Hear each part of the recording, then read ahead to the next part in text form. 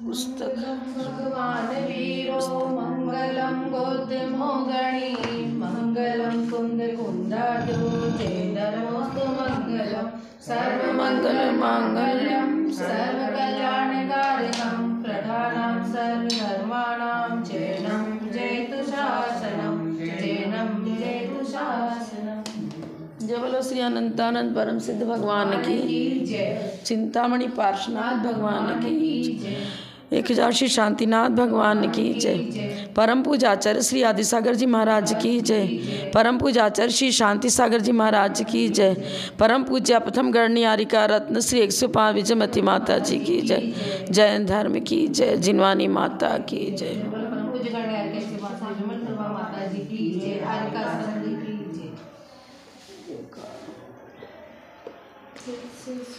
स्वभावाप्तिरभावे कृष्ण कर्मण ज्ञान रूपाय नमोस्तु परमात्मने।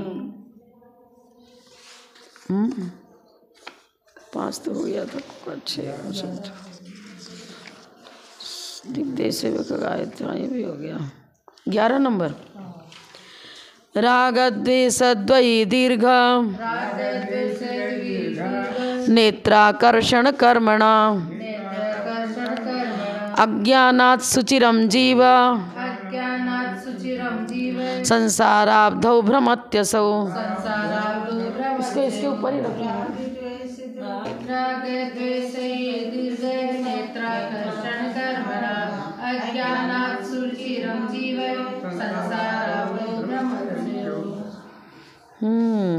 अब ये बता रहे संसारी प्राणी संसार समुद्र में अज्ञानता से अनादिकाल से राग द्वेष रूपी 2 डोरियों से घुमाई जाती मथानी की तरह घूम रहा है।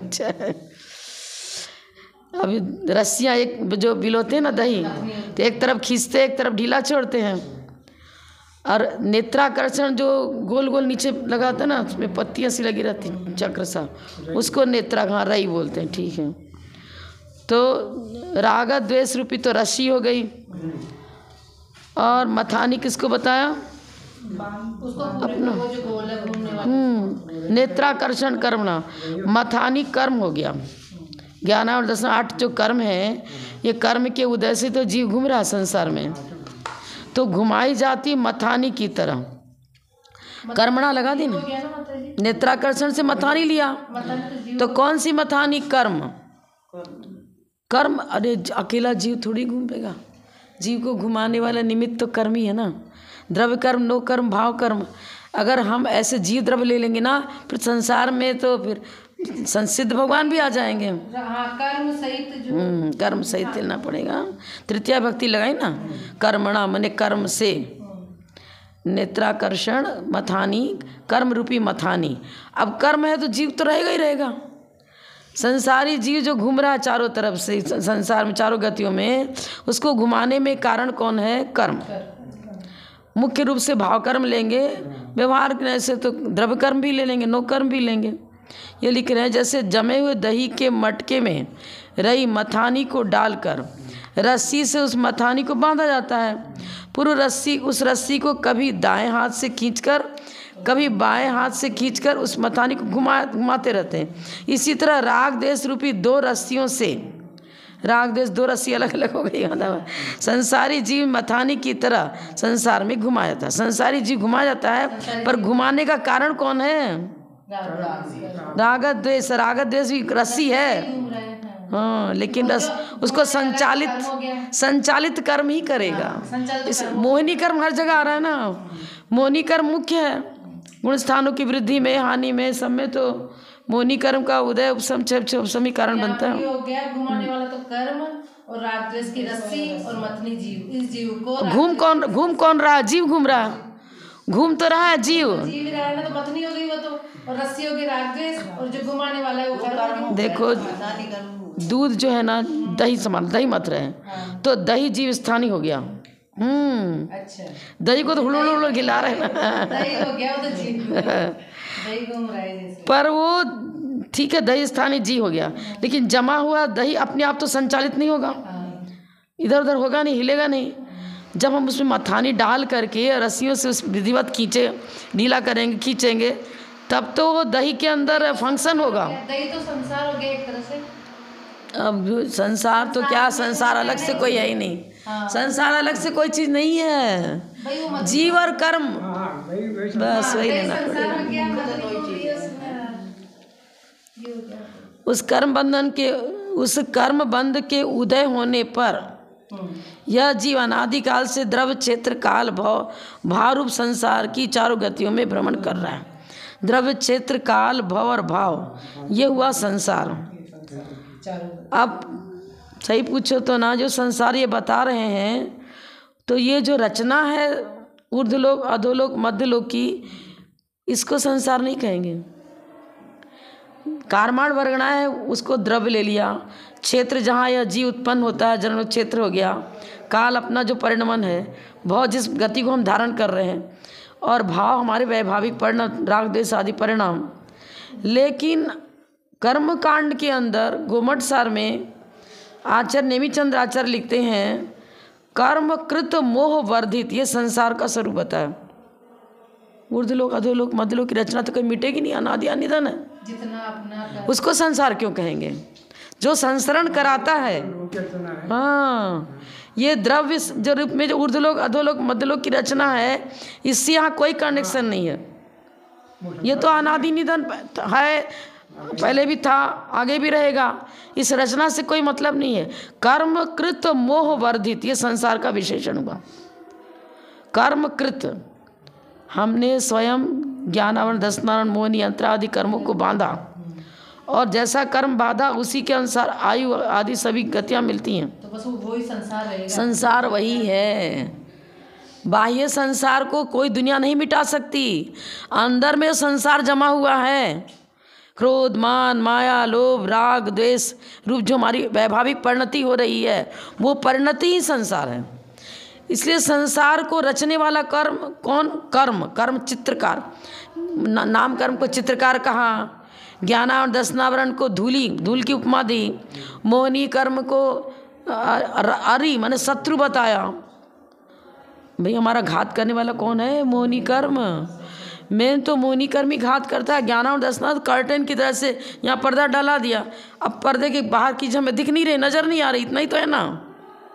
अंधा भी मान लो किसको नहीं दिख रहा है, नेत्र इंद्रिय से उसको डैमेज है, लेकिन उसका ज्ञान चक्षु जागृत है। ज्ञान चक्षु जागृत है तो कोई बिगाड़ नहीं होता।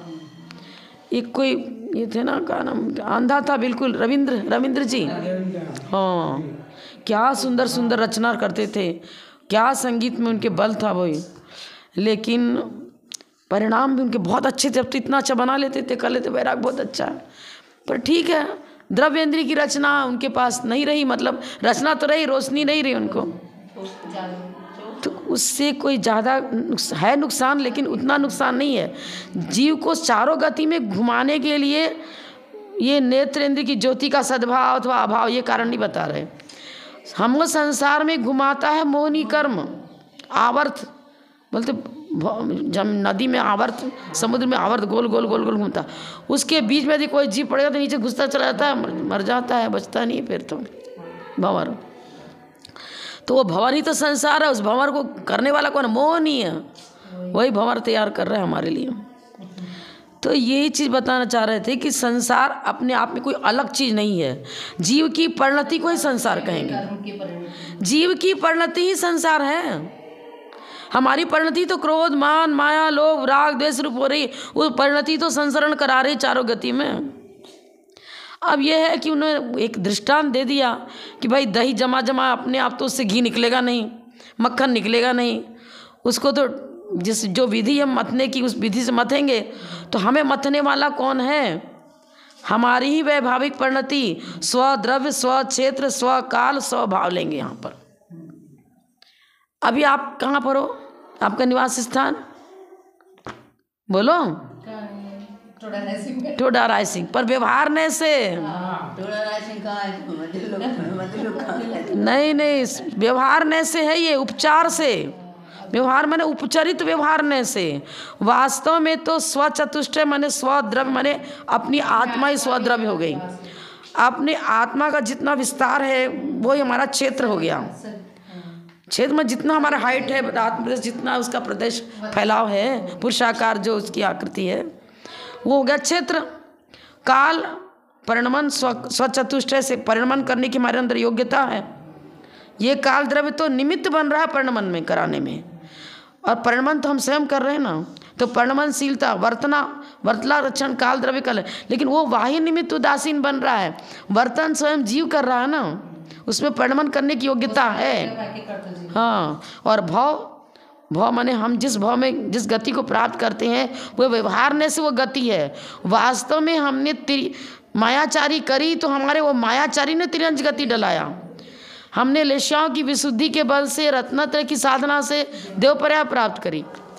तो भाव का निर्माता तो हम, भाव के निर्माता भी हम स्वयं हैं। इसलिए हम ये बताना चाह रहे हैं कि संसार अलग से कोई चीज़ नहीं है, वो जीव की स्वयं की परिणति जैसी बनती है उसके अनुसार वो चारों गतियों में संसरण करता है। लेकिन संसरण कराने में मुख्य कारण राग द्वेष, राग द्वेष का हो, चाहे क्रोध मान माया लोभ राग कषाय कहो, वैभाविक परिणति कहो, एक ही बात है। अब उसकी वैभाविक परिणति ही मेन स्विच बन करके करंट की तरह उसको करंट लग गया, मतलब वैभाविक परिणति करंट है, क्रोध मान माया कषाय ही तो करंट है, और वही संचालित कर रही है हमें, जीव को घुमा रही है। जीव अपने आप यदि घूमने लग जाए तो सिद्ध भगवान भी फिर संसार में आ जावे, मैं हम नहीं घूम सकता। कर्म ही है जो सारे कर्म।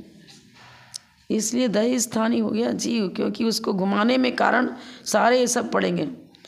उपचरित से द्रव्य कर्म भी पड़ेगा, नौकर्म भी बनेगा, और निश्चय से तो अशुद्ध निश्चय से जीव की स्वयं की वैभाविक परिणति, क्रोध मान माया लोभ राग द्वेष उसकी परिणति। शुद्ध निश्चय है तो कुछ भी नहीं, तो स्वरूप को बता रहा है, भाई स्वरूप तुम्हारा ऐसा है। जैसे कि दही में घी भी मौजूद है, मक्खन भी मौजूद है, और दही भूतपूर्व पराकरण के दूध रूप भी था, तो पर्यायार्थिकने से इन सब में अंतर है।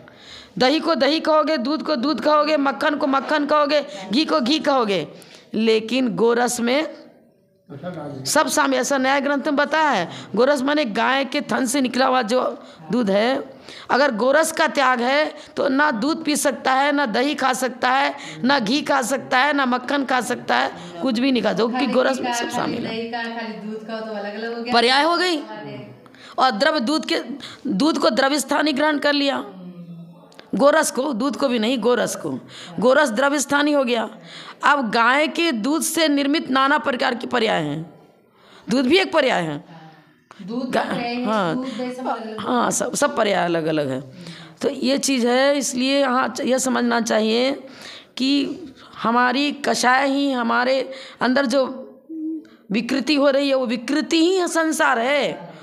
संसार आप दो भ्रमत्यसो, और उसी में अजीब भ्रमण कर रहा है, तभी तो भाव चेंज होते हैं, संसार से लुभर रह जाता है। हाँ बस ठीक है, आगे लिख रहे हैं देखो, क्रोध मान अरति शोक भय जुगुप्सा, ये 6 प्रकार के भाव द्वेष रूप हैं। क्यों? क्रोधी के पास जल्दी कोई जाता नहीं है, सबसे उस हटना अलग हटना चाहते हैं। मानी के पास भी कोई नहीं जाएगा, तो विकर्षण करता है ना, इसलिए इसको द्वेष रूप बता दिया। अरति अप्रीति, शोक में भी जीव अपने विवल रहता है, घबराता है, भय जुगुप्सा, ये सब झटका देते हैं, माने हमें द्वेष रूप परिणमन करते हैं।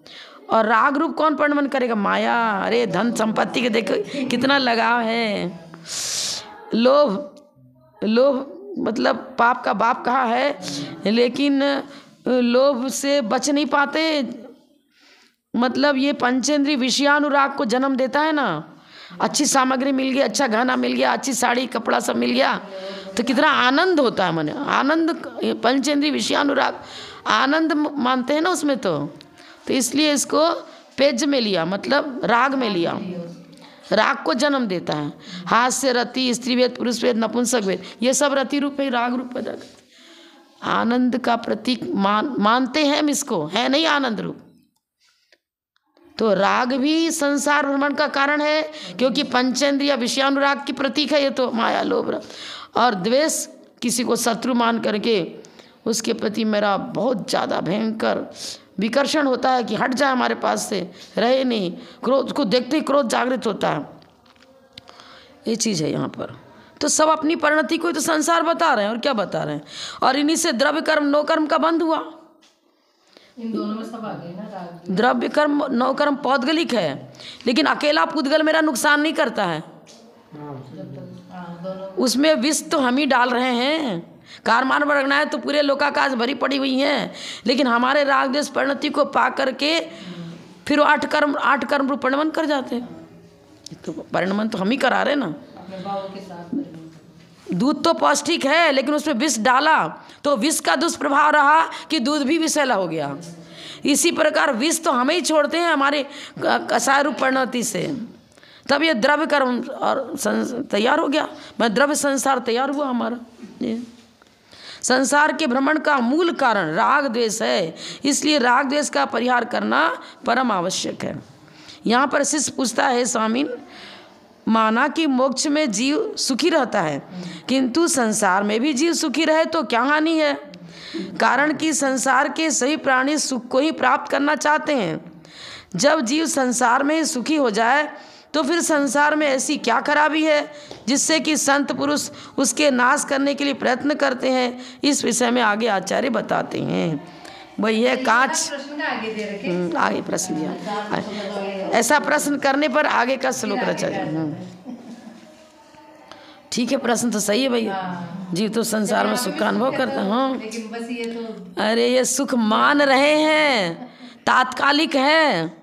तात्कालिक हमारा लग रहा है कि हमें बहुत आनंद आ रहा है, अच्छा लड्डू खाने को मिला, अच्छी बर्फी खाने को मिली, जलेबी मिल गया, आनंद मान रहे हैं।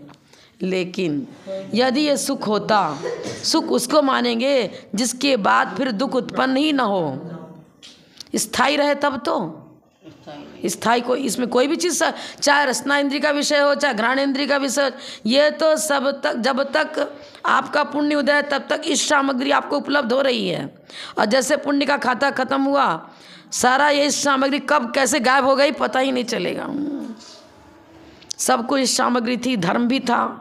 अब ये जो राकेश जी हॉस्पिटल में पड़े हुए हैं, पूरा परिवार धर्मात्मा था, सब कुछ है, और पुण्य भी खूब करते ही रहे। लेकिन क्या मालूम क्या हुआ, कुछ नहीं समझ में आता है। यही है कि जो पूर्वकृत पाप था वो आबाधा काल पूरा होते ही वो तीव्रता से उदय में आ गया। जब तीव्र कर्म का उदय होगा तो आचार्य शांसा महाराज के जीवन चरित्र में लिखा है, दुनिया की कोई भी शक्ति उसको हटा नहीं सकती। अरे तीर्थंकर नहीं हटा सके, हम क्या हटाएंगे? वो भी जान लेते आदिनाथ भगवान की भैया मेरा तीव्र, उनका तीर्थंकर प्रकृति से भर के पुण्य क्या होगा। दूसरे ही दिन कोई ऐसा निमित्त मिलता कि उनकी आहारचर्या हो जाती, नहीं हो 6 महीने तक, 6 महीने तक आहार नहीं हुआ। आने वालों पे ये होगा तो पहले हटा देते उनको तो पहले झलक गया ना, मैं आने वाले तीर्थंकर। अरे और साधारण में किसी को बता देता कि जाओ इस प्रकार पड़गान करो, इस तरह उनको आहार कराओ, ऐसे करो, बता देता किसी को आके। विक्रिया से चंद्रगुप्त का आहार करा दिया देवों ने, नगरी रच दी, सब कर दी, तो इनके लिए क्यों नहीं रचा? तीव्र निकाचित कर्म बांधा था, वो भोगना ही पड़ेगा। वो कमठ सताता रथ सता ही रहा निरंतर। ये तो पुण्यार्जन करते रहे, लेकिन पूर्वकृत शील धर्म के प्रति उपेक्षा, अपनी पत्नी के शील धर्म के प्रति जो उपेक्षा करी वो हलाल विष बन गया। भाई को महत्व दिया, धर्म को महत्व नहीं दिया, संयम को महत्व नहीं दिया, चारित्र को महत्व नहीं दिया। यही तो कारण बना। अभी निकल रहा नहीं, वो कल है ना, रख दो। इस तरह से विचार करना चाहिए। उसके देखो क्या बता रहा आगे, कोई ना कोई विपत्ति मौजूद ही रहती है। संसार में ऐसा कभी रहा ही नहीं कि जैसे कि वीतरागी भगवान अतीन्द्रिय आत्म सुख का अनुभव करते हैं, वैसे संसारी जीव कर्म को हटाया नहीं, कर्म का उदय चल रहा है और सुखी भी रहे, मैं नहीं हो सकता है। मैंने द्रव्य कर्म, नो कर्म, भाव कर्म के उदय चलता रहे। जो मोहनी कर्म विशेष ले लो, मोहनी कर्म का उदय और उदीर्णा रहे, और यह जीव सुखी रहे, न भूतो न भविष्यति, हो ही नहीं सकता। 13वें गुण स्थान में पहुंचने के बाद ही वो अतीन्द्रिय सुख का अनुभव हुआ उनको। जब तक छद्मस्त अवस्था रही, छद्मस्त माने केवली नहीं बने, तब तक विपत्ति रही। ध्यान अवस्था में उपसर्ग सहन कर रहे हैं, पार्श्वनाथ भगवान पर वज्र पटके जा रहे हैं, पत्थर पटके जा रहे हैं, कितना तूफान आंधी तूफान चला दिया, तो विपत्ति का अनुभव तो हो रहा है, लेकिन उन्होंने अपने उपयोग को बदल दिया। है तो सही है। दुखोत्पत्ति का कारण तो मौजूद रहा, लेकिन केवली बनने के बाद मोहिनी कर्म का अभाव होते ही फिर दुनिया की कोई शक्ति उन पर दुष्प्रभाव डाल ही नहीं सकती।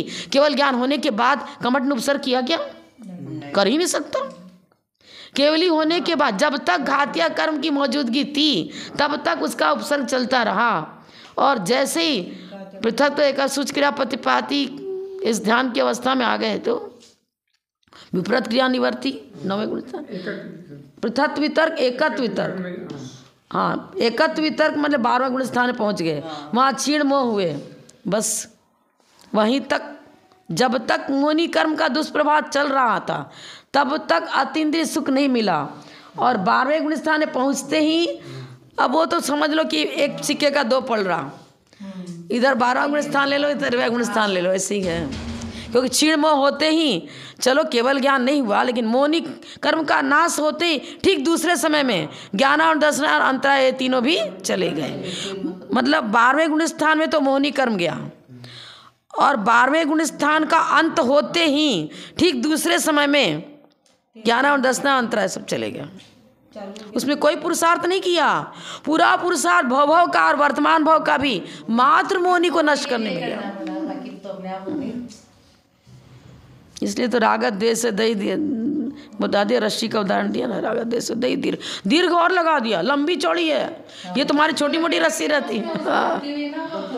लेकिन ये तो बहुत जाने कितने भाव से इसको खींचते आ रहे हैं, भव से खींचते आ रहे, ढीला करते आ रहे, लेकिन अभी तक तो मिटी नहीं है। तो इसका तो कोई एंड तो होता है ना, मक्खन निकलेगा तो छोड़ तो देते हो, यहाँ तो विराम तो लिया, यहाँ तब तो विराम ही नहीं हुआ। बताओ भगवान, आप सोचो नींद में रहते तो नहीं चलती है, वहाँ भी चल रही है। नींद में हो तो भी कर्म का बंध जैसे जागृत में होता है, आचार्य तो बोल रहे हैं कि उससे भी ज़्यादा होता है, क्योंकि निद्रा तीव्र प्रमाद का सूचक है। अब तीव्र प्रमाद में तो प्रमाद की तीव्रता रहेगी तो बंध भी तीव्र स्थिति, मतलब अधिक स्थिति और अधिक अनुभाग लेकर होगा। जागृत में तो हम संभाल ले परिणामों को, वो तो कुछ नहीं, कुछ भी आ जाता है। कितनी बार दीक्षा लेने के बाद भी, जैसे जिनका विवाह हो चुका है उनका स्वप्न में कुछ भी दिख जाता है, फिर वो प्रायश्चित लेते हैं। तो अपने जानबूझ करके तो ऐसा अपने तो पाल ही रहे, कोई ब्रह्मचर्य थोड़ी खंडित किया, लेकिन नींद में क्या हो गया, स्वप्न में क्या हो गया, इसलिए तो स्वप्न का भी प्रतिक्रमण अलग करते हैं हम लोग। स्वप्न क्या क्या पढ़ लिया। अब जैसे मैंने आर्य का दीक्षा ले ली, मान लो किसी, हमने तो चुली का पहले दीक्षा ली, और पहले जो कार्य करते थे वो नींद में सब आ रहा है, गृहस्थी का भी आ रहा है कि हम रोटी बना रहे हैं, पानी खींच रहे हैं, कुछ भी कर रहे हैं, कपड़ा धो रहे हैं, आ सकता है ना नींद में। स्वप्न में क्या कर सकते हैं? तो आरंभ भी हिंसा नींद में चल रही है, पर जागृत अवस्था में करेगा क्या? पीछे मंडल लेके नहीं करेगा ना। नींद में तो अपने बस की बात नहीं रहती, क्या स्वप्न का ब्याज है। कई बार ऐसे चिंतन होता हो जाता है, लेकिन बिना चिंतन के भी चीजें आ जाती है, कभी सोची भी नहीं होता। ऐसे ही नई जगह पहुंच जाते हैं, यहाँ से गिर रहे हैं, यहाँ से उठने, ऐसे पता नहीं कैसे समझ आता है। वो भव का सब बंद है ना, आज का ही थोड़ी है। अब मान लो 10 भाव पहले की कोई चीज़ है तो उसका आबादा काल अब पूरा हुआ आपका, तो आबादा काल अब पूरा हुआ तो अभी उदय में आएगा वो तो। आबादा काल कब पूरा आपका ठिकाना है क्या? ठिकाना ही नहीं है। ये चीज़ है। क्या लिख रहे हैं ये? विपद भव पदावर्ते, अच्छा पढ़ना है। पद के वाति वाह्यते यावत् तावत् भवन्त्यन्यः प्रचुरा विपदा पुरा। विपद भव पदावर्ते पद के वाति वाह्यते यावत् तावत् भवन्त्यन्यः प्रचुरा विपदा पुरा। अब ये अन्वय पूर्वक अर्थ लगाओ।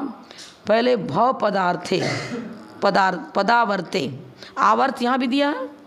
संसार रूपी पैर से चलने वाले घटी यंत्र में पहले कहाँ पानी खींचते थे ना जो, तो एक बहुत बड़ा चक्का रहता था, जैसे बैलगाड़ी में चक्का लगा था, समझ लो इससे बड़ा सा चक्का, और इसमें बाल्टियाँ ऊपर नीचे ऐसे घूमती जाती थी, पानी भरा आता था। रहट बोलते, हमने तो देखा नहीं प्रत्यक्ष, पुस्तक में पढ़ा, हमने देखने में नहीं आया मेरे तो।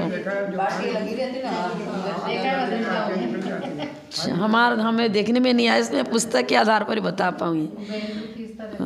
हाँ, बैल उसको खींचता रहता है। पदिकायु, रहट के डंडे के समान, डंडा रहता है उससे खींचते रहते, वो डंडा तो लगा ही रहे गले में बैल के, तो उससे खींचता।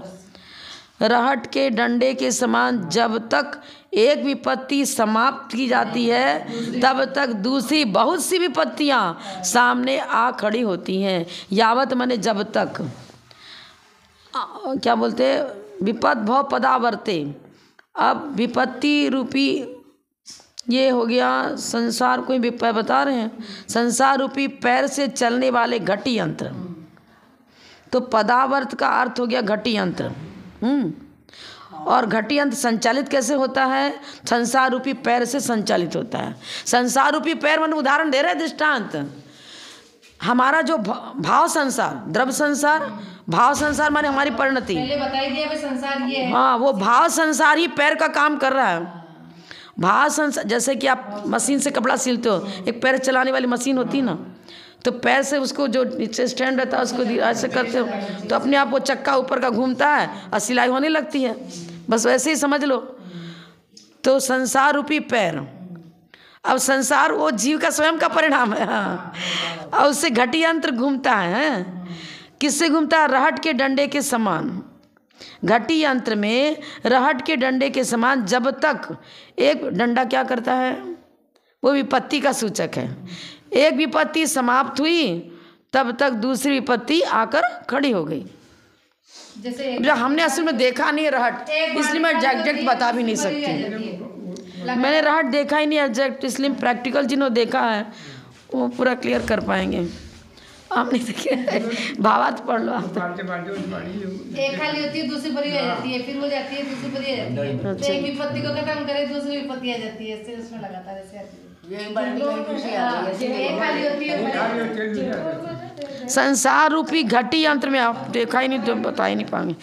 संसार रूपी घटी यंत्र में कुएं से पानी निकालने का रहट में, कुएं से पानी निकाला, बाल्टी ऊपर आई, जो सीधी थी वो तो सीधी आ रही थी, इधर वाला चक्का वाला उलट गया, तो वो आगे खेत में गया पानी, खेत में पानी गया। हाँ, ये चीज़ यही लिख रहे हैं। कुएं से पानी निकालने का रहट में पैर से चलाने वाले घटी यंत्र के डंडे के समान जब तक शारीरिक मानसिक आगंतुक रूप किसी एक विपत्ति को समाप्त किया जाता है तब तक दूसरी प्रचुर विपत्तियां सामने आ जाती हैं। बराबर है। अरे अभी तो साधु कोई नहीं छोड़ रहा है, कर्म तीर्थंकरों को नहीं छोड़ा, हमें क्या छोड़े, वो भी तो मुनि बन के भी कष्ट सहन करें। तो ये तो पंचम काल है। कभी सिर का दर्द, कभी पेट का दर्द, कभी मस्तिष्क का दर्द, कभी मानसिक कोई अचानक ऐसी चीज़ हो गई, मानसिक तनाव हो गया। किसी गांव में गए, अब आहार की व्यवस्था की चर्चा, भाई स्कूल नहीं मिल रहा है, कहाँ टूटना, संघ को कहाँ देखना, उसकी टेंशन, क्योंकि गांव तो बहुत दूर है, 25 किलोमीटर, वहाँ तक चल नहीं सकते मान लो। अब बीच में जगह नहीं मिल रही, इतने परेशान होते हैं संघ वाले कि मतलब पूछो ही मत। स्कूल नहीं खोलते, बोले आप प्रिंसिपल के पास खबर लो, फिर प्रिंसिपल बोलता है हमारे और जो सेक्रेटरी है उनसे खबर लो तब खोलेंगे। आजकल इतना हो गया। इधर राजस्थान में कम है तकलीफ, बाकी हम लोग उधर गिरनार से आए थे तो स्कूल मिला ही नहीं। वैष्णव के मंदिर में रुकते रुकते आए, क्या करें फिर, वो बरामदे में बैठे रहो, चाहे बाहर थोड़ा सा कोई ज़मीन मिट्टी की ज़मीन खाली है तो वहाँ बैठ जाओ, चौके के लिए कमरा दे देते, बहुत मुश्किल पड़ती थी। मतलब मानसिक तनाव से आज महाव्रत धारण करके भी नहीं बच पा रहे। मानसिक कुछ ना कुछ बना ही रहता। हाँ, आगंतुक कोई अचानक ऐसा तकलीफ आ जाती है कि मतलब भयंकर। एक बार बड़ी माता जी थी जब की बता रही हूँ मैं, अब हम लोग 10-11 किलोमीटर चल के आए, थक गए, घर ही नींद से सो गए भाई। सुबह भी चले, शाम को भी चले, लेकिन वो ऐसा एरिया था, ख़राब था, शराबी को अभी ज़्यादा थी। तो बड़े माता जी ने क्या किया, दरवाज़ा, उसमें अंदर से कुंडी भी नहीं थी। अब लोग बाहर से तो संकल्प था लगाने का, स्कूल में अंदर से था नहीं। तो लकड़ी कुर्सी थी, उसको लगा चिपका दिया दोबारा से, और उसी पर रात भर बैठ के बड़े माता जी माला करते, क्योंकि शराबी बरांडे में उनकी सब हाउ सब आवाज़ आ रही थी पूरी नाचने कूदने की। अब कुंदी है नहीं तो खुल जाते, कभी भी किसका कोई नुकसान हो जाए। सबसे बड़ा सील सेम का नुकसान। फिर सुबह जब 3-4 बजे माता जी, अरे तुम लोग सब आराम से सो रही थी ना, मुझे ऐसा करना पड़ा। अभी आगंतुक ही तो हो गया ना। और पहले तो शाम को जब रुके तब तो कोई दिखा नहीं वहाँ पर, वो तो आधी रात को 10-11 बजे के बाद शराब पी करके मोहल्ले वाले सब आकर वहाँ स्कूल में खड़े हो जाते हैं, वहीं इकट्ठे हो जाते हैं सब, तो आसपास खेलते हैं सब, क्या करते हैं, जुआ खेलते हैं, क्या करते हैं भगवान जाने, सब कर्म करते हो। तो इसी तरह कभी कभी खतरे का भी एक जगह ऐसा ही हो गया, तो फिर हम लोग आखिर आगे बढ़ा ही दिया। वहाँ के गांव वाले बोले हरगिज यहाँ नहीं रुकना, आप तो आगे बढ़ो, अंधेरा हो चाहे कुछ भी, निकलो आप तो निकलो यहाँ से, बहुत कठिनाई आ जाएगी। अब टॉर्च लेकर के फिर आधा 1 किलोमीटर आगे जा कर के फिर वहाँ सुरक्षित जगह मिला, वहाँ रुके। क्योंकि स्त्री पर्याय में सबसे पहले ये चीज़ संकट का कारण बन जाता है। मुनि लोगों के लिए उतना नहीं बनेगा जितना आरिका के लिए बन जाता है चीज़। तो आगे कष्ट ही कष्ट आता, यही तो है। जब तक कर्म छद्मस्त अवस्था है तब तक ना असाता से बच सकते। अब ज्ञान और दर्शन अंतराय सभी है, चल के आया चाहे पहले ग्रास में अंतराय हो गया, लोग क्या करोगे, सहन करना ही पड़ेगा। भूख प्यास की विपत्तियाँ भी सहन करनी पड़ती हैं। यही है, संसार विपत्ति और आकुलताओं का भंडार है। संसार विपत्ति और आकुलताओं का भंडार है। आकुलता ही आकुलता है। आकुलता को जन्म देने वाला कौन है, ज्ञान और दर्शनावरण नहीं, बस वही तो राग द्वेष पैदा करता है। राग द्वेष से तो आकुलता होगी, ये चाहिए ये नहीं चाहिए, ये सही है ये गलत है, चलता रहेगा। ये शत्रु है ये मित्र है। केवली किसको शत्रु, केवली के सामने कोई शत्रु मित्र है क्या उनका? उनके लिए ना कोई शत्रु है ना कोई मित्र है, वो कमठ भी हाँ मित्रवत नजर आ रहा है। कुछ से तो मित्र होंगे शत्रु होंगे, जब वो है ही नहीं तो फिर ये चीज़ है। अब शिष्य आगे क्या कहता है, शिष्य कहता है भगवान सभी संसारी तो विपत्ति वाले नहीं हैं। वो सही बात है, सभी तो विपत्ति वाले नहीं हैं। तीर्थंकरों का तो गर्भ कल्याणक हुआ, जन्म कल्याणक हुआ, सब हुआ कल्याणक अलग। और देव आकर के देव पुनीत भोजन और उनके अपने आप, वो तो घर का भोजन यहाँ का नहीं करते। मतलब दीक्षा लेने के बाद तो देव पुनीत आहार नहीं होता। फिर तो जब तक दीक्षा नहीं हुई है तब देव पुनीत ही आहार होता है उनका। भोजन मतलब आहार तो क्या कहेंगे, भोजन पुण्य ही पुण्य है। चक्रवर्ती का देखो पुण्य कितना सबका है। तो ये प्रश्न कर रहा है, शिष्य सही प्रश्न कर रहा है कि भाई सभी के ऊपर तो विपत्ति थोड़ी आती। अब 2-4 ऐसे हैं जिन तीर्थंकरों पर विपत्ति आई। कौन पर आई? पार्श्वनाथ भगवान पर, महावीर भगवान पर। कोई बोलते हैं पार्श्वनाथ भगवान पर आई सब। अब मेरे को प्रथमानियों का सीधा सीधी बात है, आप देख लो कितने आदिनाथ भगवान पर आर नहीं हुआ, भी चला। सारे पर तो कोई नहीं आ रहा, आराम से तपस्या करी उन्हें अपने स्वयं अपनी इच्छा से। कोई उनको कष्ट देकर तो जंगल में थोड़ी भेजा था। माता जी कई बार क्वेश्चन आता है कि कितने परमेष्ठी संसारी है, तो इसमें हमेशा कंफ्यूज रहता है। कई साथ तो 4 बताते हैं, कई 3 बताते हैं। तो इसमें अर्यंत को क्या मानेंगे? अर्ध संसारी हैं वो तो अभी, लेकिन एक तरह से ना आप देखेंगे ना तो 13वें गुण स्थान में पहुंच गए तो मोहिनी कर्म का अभाव हो गया। अब ये कर्म मोहिनी कर्म ही संसार का प्रतीक है। तो मोहिनी कर्म का अभाव होने से तो उनको हम संसारी नहीं कहेंगे, लेकिन अघातिया कर्म मौजूद है, सशरीर है, इसलिए संसारी भी हैं। दोनों आंसर आएगा, दोनों आंसर आएगा, दोनों आंसर लिख दो ना, सब तो और ज़्यादा नंबर मिलेगा भाई। अक्षर मोहिनी कर्म ये संसार का प्रतीक है। मोहिनी कर्म का अभाव हो जाने से संसारी नहीं है, इसलिए उनको अर्ध ना अरि है ही नहीं, नारीश अर्ध नारीश्वर होता है ना, अर्ध अरि न। जब अर्ध अरि न तो फिर संसारी कैसे कहेंगे?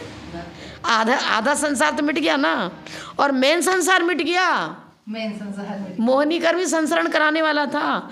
मोहिनी कर्म संसरण का कारण था। मोहिनी कर्म का अभाव होने के कारण इस अपेक्षा संसारी नहीं है, लेकिन सशरीरी है। तो अभी सिद्ध अवस्था प्राप्त हुई नहीं। वैसे तो मुक्त जीव हो गए ना माता जी, तो उनको मुक्त तो सिद्ध भगवान को ही कहेंगे, मुक्त तो सिद्ध भगवान को ही कहेंगे। करणान योग ग्रंथ की अपेक्षा से तो अनंत 14वें गुण स्थान तक संसार बताया है। छद्मस्त अवस्था नहीं है, छद्मस्त अवस्था नहीं है, लेकिन केवली हो गए, लेकिन सशरीरी है ना। आयु तो बड़ी है, रोक के रखा है यहाँ पर ये चीज़, जमीन में पैर नहीं रखते। 5000 धनुष ऊपर चले गए। हाँ, और निरीवृत्ति से मतलब हमारा तो सोचते हैं आज मुझे इधर जाना है उधर जाना है, कुछ नहीं। 5 इंद्रियों से कोई उनका कनेक्शन है ही नहीं बिल्कुल। वो भाई भागन बस जोगे बसाए तुम दुनिया सुन विभ्रम नशा आता है ना पाठ में। तो भग्य जीवों का पुण्य वरना है चुंबकीय शक्ति जिधर की ज़्यादा होती है उधर अपने आप विहार हो जाता है। देव तो खैर रहते हैं, उनके द्वारा सारा समोसरण चलता है, वो तो सब उनके पुण्य के वर्णाओं का ही कार्य मानना पड़ेगा। देव अपने आप तो आएंगे नहीं, उनकी पुण्य वर्णाएँ खींच करके उनको लाती हैं। और कल्याणक वगैरह जो हो रहा है उनके खुद के उपादान कारण तो स्वयं का पुण्य है, निमित्त कारण देव है। सभी संसारी तो विपत्ति वाले नहीं हैं, बहुत से संपत्ति वाले भी देखने में आते हैं। इसके विषय में अब आचार्य उत्तर देते हैं। हर स्थिति में धन दुख कर है। भूख लगी तो फिर भोजन तो बनाना ही पड़ेगा, तो कष्ट तो थोड़ा सहन करना ही पड़ेगा, हाथ पैर चलाना पड़ेगा, मेहनत करनी पड़ेगी। हाँ, जब तक 5 इंद्रियों के द्वारा हमारा जीवन चल रहा है, मतलब इनकी सहायता लेनी पड़ रही है, तब तक तो कष्ट होएगा ही होगा। लिख रहे हैं क्या, दुरर्जेना सुरक्षेण नस्वरेण धनादिना स्वस्थ मन्यो जनः कोपी। ये था पर बिंदी नहीं होगा, अगर है तो फिर अलग करो इसको, एक में मिला हुआ है। अच्छा तो फिर अलग, मतलब स्वस्थम मन्यो है, अलग अलग पढ़ो। स्वस्थम मन्यो जनः कोपी जरवानिव सर्पिसा दुरर्जे नासुरक्षेण नस्वरेण धनादिना स्वस्थम मन्यो जनः कोपी जरवानिव सर्पिसा। बताओ, अब घी तो पौष्टिक होता है, ताकतवर है, शक्ति प्रदान करता है, लेकिन किसी को बुखार है तेज और घी का सामान अच्छे से खा ले, घी पी ले तो क्या होगा, और मरणासन स्थिति पैदा कर देगा। दुरर्जेना, बड़ी कठिनाई से धन कमाया, अर्जित किया तो कठिनाई दू मने बहुत कष्ट झेलना पड़ा। फैक्ट्री में काम करो, खेत में काम करो, कहीं कैलकुलेटर काम कहीं भी कर रहे हैं, दिमाग तो लगाना, परिश्रम तो करना ही पड़ता है। बड़ी कठिनाई से कमाए जाने वाले इस धन को, हाँ धन तो बड़ी कठिनाई से कमाया, पर नस्वरेण, नस्वर है, टिकाऊ नहीं है, जान लेना। कितना भी करोड़ों की संपत्ति इकट्ठा कर लो, सोचो त्रैकालिक हमारे साथ रहेगा, नहीं रह सकता। बहुत हुआ, बहुत पुण्यशाली तो आयु पर्यंत रहेगा, इसके आगे तो सवाल ही नहीं है। नस्वरेण धनास्तिना, ये जब तक पुण्य है तब तक तेरे साथ है, और नहीं तो लक्ष्मी कैसे विलीन हो गई, कहाँ चली गई पता ही नहीं चलेगा। कहाँ चक्रवर्ती का वैभव, कहाँ अचानक सनत कुमार चक्रवर्ती कुष्ठ रोग हो गया, कहाँ श्रीपाल कोटि भट्ट राजा, और कहाँ जंगल में दुर्गंध आ रही है, पब्लिक भी पास में नहीं जा पा रही है सेवा के लिए, कुछ नहीं, अपने अकेले कष्ट भोग रहे हैं। वो तो मैना सुंदरी ठीक है, मिल गई पुण्योदय से सेवा करने को, क्या स्थिति हो गई थी। अरे इतना नासवान है, तुम्हारे साथ रहना नहीं है, और कितनी कठिनाई पड़ती है। आत्मानुशासन ग्रंथ में लिखा है, उत्तम मध्यम जघन करके चर्चा करिए, वैराग्य किसका उत्तम माना जाएगा। पहले तो शादी करी, पहले तो कीचड़ में घुसे, फिर बाद में कीचड़ को धोया, तो महामूर्ख है, कीचड़ लगाया ही क्यों, कीचड़ में घुसा ही क्यों। बेस्ट तो वही है कि कीचड़ में पैर ही ना रखे, ये चीज़ है। विवाह रचा तो वो बड़ी मूर्खता करी, जान तो रहे थे कि ये पंचेंद्रिय विषय भोग नश्वर है और हानिकारक है, तीव्र पाप के बंध का कारण बन रहा है, दुर्गति का कारण बन रहा है, फिर जानबूझ के क्यों रखा। अब चलो कीचड़ में घुसे ही गए तो कम से कम सुबुद्धि तो आई, फिर बाद में तो वैराग को प्राप्त हुआ, दीक्षा ले ली। एक तो ऐसा है कि भोग में मस्त रहता हुआ मर गया, सोचता ही नहीं है, विचार ही नहीं कर रहा, मिथ्यात्व की भूमिका में पड़ा है। एक चतुर्थ गुण स्थानवर्ती है, तीर्थ अभी विवाह तो किया, लेकिन बाद में दीक्षा लेकर आत्म कल्याण कर लिया। लेकिन सबसे बेस्ट तो वो है, अच्छा, कीचड़ में पैर रखा ही नहीं। नश्वरेण धनादिना, नश्वर है धन संपत्ति, स्वस्थ मान्यो। अरे अपने को तू स्वस्थ मानता है तो रोगग्रस्त, और कह रहा मैं तो सुखी हूँ, मैं तो सुखी हूँ। कहाँ सुखी है? चक्रवर्ती हो, तीर्थंकर हो, बड़े बड़े पदाधिकारी क्यों ना हो, उनको ही संबोधन कर रहे हैं आचार्य। ये मत समझो कि ये वैभव मिला है, देव मेरी पूजन कर, देव लोग से हम पूजे हो रहे हैं, मेरे समान दुनिया बड़ा नहीं, अहंकार मत करना, ममकार मत करना। ये पुण्य भी नश्वर है। तीर्थंकर प्रकृति भी आयु पर्यंत ही तेरे साथ रहेगी, नहीं रहेगी आगे। इसलिए तो फिर वो जानते हैं कि अब तो मेरे को पुरुषार्थ करना ही है। ठीक है, उन्होंने सभी 5 को छोड़कर बाकी तीर्थंकरों ने विवाह किया, पर उन्होंने विवाह भोगों के लिए नहीं किया था। आप ये सोचो, भोगों के लिए किया। अगर वो विवाह कोई करे ही ना तो मुनियों की उत्पत्ति कहाँ से हो? कल भी बताया था मैंने, त्यागी व्रती कहाँ से आएंगे? तो ये जितने तीर्थंकर हैं वो ये मुनियों की संख्या इस पृथ्वी पर आगे निरंतर बनी रहे। त्यागी वैरागियों का स्थान इस संसार में चतुर्थ काल में भी आगे भी बना ही रहे। मात मुनिम जनयितुम विवाहम कुर्यात, ऐसा अनगार धर्मामृत सागर धर्मामृत में लिखा है, सागर धर्मामृत में लिखा है। ऐसे कई आता है ना, बच्चा पैदा हुआ, पुत्र की उत्पत्ति मालूम हुई और तिलक किया उस बच्चे को। अरे हाँ, उनका तो गर्भ में ही आता है।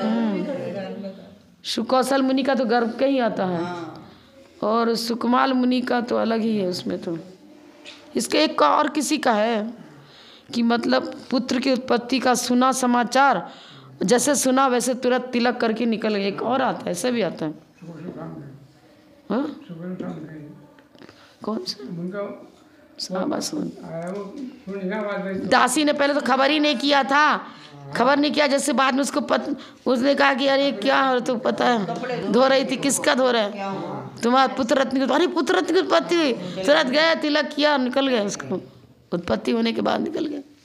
बस हो विवाह इसलिए किया था, एक पुत्र ऐसा उत्पन्न हो जो इस परिवार में धर्म की माने परिवार धर्मात्मा बना रहे, धर्म की जो क्या कहें संस्कृति अपनी वो चलती रहे, परंपरा चलती रहे। लेकिन आजकल तो धर्म की परंपरा को चलाने के लिए विवाह नहीं करते। अभी तो सीए कर दूं, बीए बना, क्या बना दूं, इंजीनियर बना दूं, कर दूं, डॉक्टर बना दूं, ताकि उधर पोषण धन संपत्ति बराबर मिलती रहे, ऐशो आराम का जीवन चलता रहे। ये चीज़ है। और इधर 10 नाम देव देवस्य में क्या लिख रहे हैं कि नरक में भी चला जाए लेकिन सम्यक दृष्टि है तो वो अच्छा है। दरिद्र हो चाहे दास रहे तो कुछ भी हो वो अच्छा, लेकिन मिथ्यात्वपूर्वक धन संपत्ति नहीं चाहिए। 10 नाम देव दिवस से 10 नाम पापनाश में आता है पढ़ना। स्वस्थ मान्यो, अरे स्वस्थ मान रहा है तू, स्वस्थ है नहीं, मान्यो लिखा इन्होंने, मान रहे हो तुम। कैसी भूल कर रहे हो? देखो सर्पिसा का अर्थ होता है त्रिय भक्ति लाए, सर्पी माने घी। ज्वरवान कोई को तेज बुखार चढ़ा है और वो घी खाना चाह रहा है और घी खा करके अपने को स्वस्थ बनाना चाह रहा है, उसका प्रयास जैसे महामूर्खता का सूचक है, ऐसे तू भी महामूर्ख है। तू चक्रवर्ती बन गया तो क्या हुआ, बड़ी संपत्ति मिल गई, बड़े बड़े करोड़ कोट्याधीश हो गया तो क्या हुआ, इसमें लिपटना मत। लिपट रहा है तो तू उतना ही मूर्ख है जैसे कोई तेज बुखार वाला घी पी करके अपने को स्वस्थ बनाने का प्रयास करता है। वो ऐसा लिपटना नहीं। ये है। पहले तो धन बड़ी कठिनाई, परिश्रम और कष्ट से कमाया जाता है, और थोड़ा थोड़ा करके एकत्रित किया, एक साथ नहीं आया। यदि किसी तरह कुछ धन इकट्ठा भी हो जाए तो उसे चोर डाकू राजा भी अपहरण कर सकता है। यदि बेईमानी का है तुम्हारा तो राजा, भाई, पुत्र, स्त्री, मित्र, अग्नि आदि से सुरक्षित रखना और कठिन है, बहुत कठिन है। रोज कहीं चोर ना घुस जाए, कहने का लॉक लगाओ लॉक लगाओ लॉक लगाओ। किसी तरह धन सुरक्षित भी रहे तो वह सदा बना नहीं रहता। परिवार के पालन पोषण में, संतान के पढ़ाने लिखाने में, विवाह कार्य में, रोग की चिकित्सा में, खाने पीने ओढ़ने में वह नष्ट होता ही है, जाता ही है, खर्च होता ही है। हाँ, ऐसे धन के द्वारा कोई मनुष्य अपने आप को सुखी बनवाने तो वह वैसा ही मूर्ख है जैसे कि ज्वर से पीड़ित मनुष्य घी पी करके अपने आप को सुखी समझे, बलवान समझे। यदि ज्वर के समय घी पी लेने से जैसे ज्वर बढ़ता है, उसी तरह जो जो मनुष्य के पास धन बढ़ता है तो विकल्प जाल, चिंता, भय, आकुलता भी बढ़ती जाती है। शांति, सुख, संतोष तो धन छोड़ने से ही मिलता है। सही बात। धन छोड़ना का मतलब धन के प्रति ममत्व छोड़ना है, ये भी ध्यान रखना।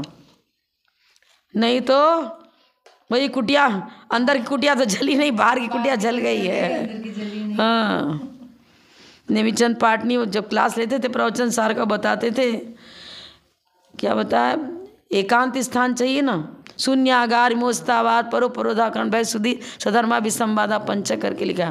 तो एकांत स्थान में ध्यान करो, ठीक है, पर एकांत स्थान में पहुंच तो गए, जंगल में, गुफाओं में, कंदराओं में घुस के बैठ गए, लेकिन अंदर का कुछ किसी से बैर है, किसी ज़्यादा राग है, कुछ धन संपत्ति के विषय में याद आ गया, देखो क्या था मेरा जीवन, मैं इतना अच्छा भोजन करता था, ऐसा सरस आहार मुझे मिलता था, ऐसे गद्दे पर सोता था, सोने का महल था, अंदर में रील वो चल रही है, आता है ना बारिशेण और पुष्प डाल की कथा, दीक्षा तो ले ली लेकिन पुष्प डाल अपनी पत्नी को याद कर रहा था।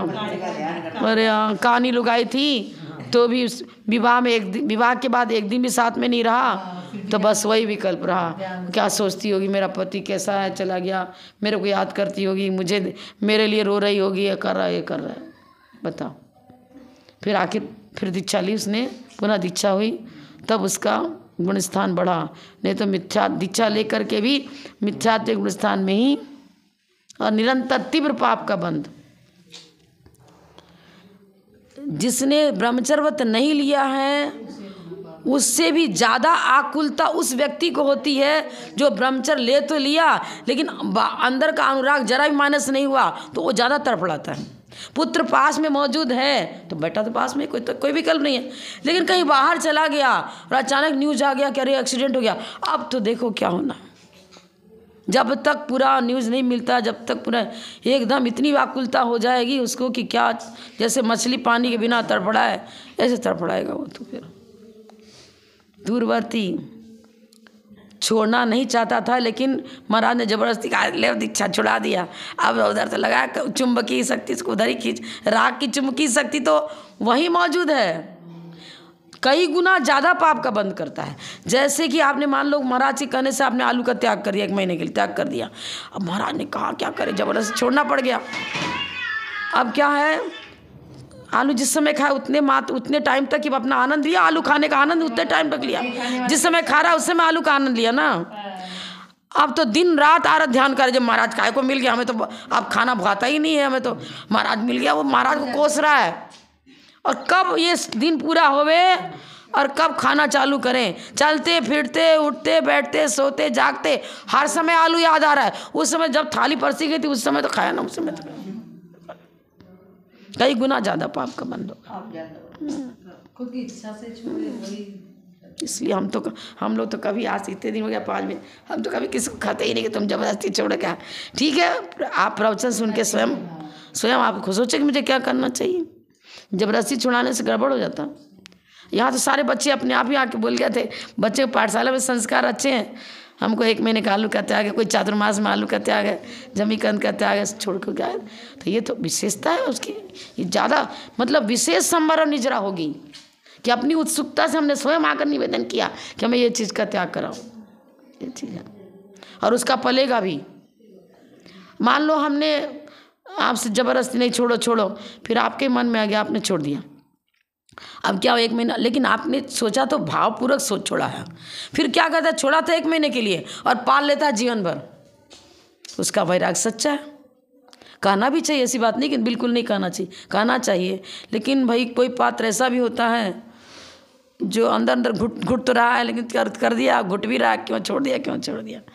राग छुड़ाने के लिए नियम लेते हैं, और राग ही नहीं छूटा तो नियम लेना किस काम का, ये बात है ना।